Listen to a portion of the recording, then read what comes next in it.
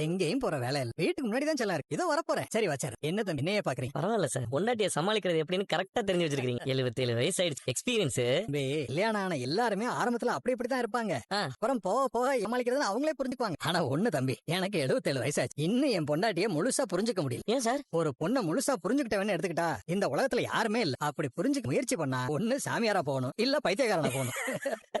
இந்தாப்பா thanks sir. டிக்கி open பண்ண. நீங்க போங்க சார், நான் எடுத்துட்டு வரேன் சார். இல்ல தம்பி பரவாயில்ல. பரவாயில்ல சார், நீங்க போங்க சார், நான் எடுத்துட்டு வரேன். தம்பி, ஞாபகம் வரதுக்கு ட்ரீட்மெண்ட் எடுத்துக்கிட்டு இருக்கேன். சீக்கிரம் என் பொண்டாட்டி பேரை கண்டுபிடிச்சிருவேன். பேர் தெரியலன்னா என்ன சார்? அதான் உங்க பொண்டாட்டி அவங்க தெரியுதுல்ல, அது போதும் சார். எங்க போனா? இந்த பக்கம் தான் வந்தா சார். ஒரு சின்ன பையன் ஓடி வந்தானே, பாத்தீங்களா? இல்ல நான் யாரையும் பாக்கல. என்னாச்சு? இல்ல சார், நான் அறிவு போர்டிங் ஸ்கூல்ல செக்யூரிட்டியா இருக்கேன். எங்க ஸ்கூல்ல இருந்து ஒரு சின்ன பையன் ஓடி வந்துட்டான். அவனை தான் தேடி வந்தேன். சின்ன பையனா? ஆமா சார், ஒரு 8-9 வயசு இருக்கு சார். வெளியே ஓடி வந்துட்டான். ஸ்கூல்ல என்னதான் சார் கேட்பாங்க? ஏன் ஓடி வந்தான்? சொல்லுங்க. மீனா எங்க இருக்கிற? இப்பதான் பூவெல்லாம் கொடுத்துட்டு ஈஸ்வரி அக்கா கடைக்கு வந்திருக்கேன். நாளைக்கு உதிரிப்பூ ஆர்டர் வந்திருக்கு, அதை வாங்குறதுக்கு அம்மா வீட்டுக்கு போகணும். அப்படியா? சரி, அப்ப அங்கே இரு. நான் நேரா அங்க வந்துட்டு உன்னை வந்து பிக்கப் பண்ணிட்டு நம்ம 2 பேரும் வெளில போய் சாப்பிட்டு அதுக்கப்புறமா அம்மா வீட்டுக்கு போலாம்.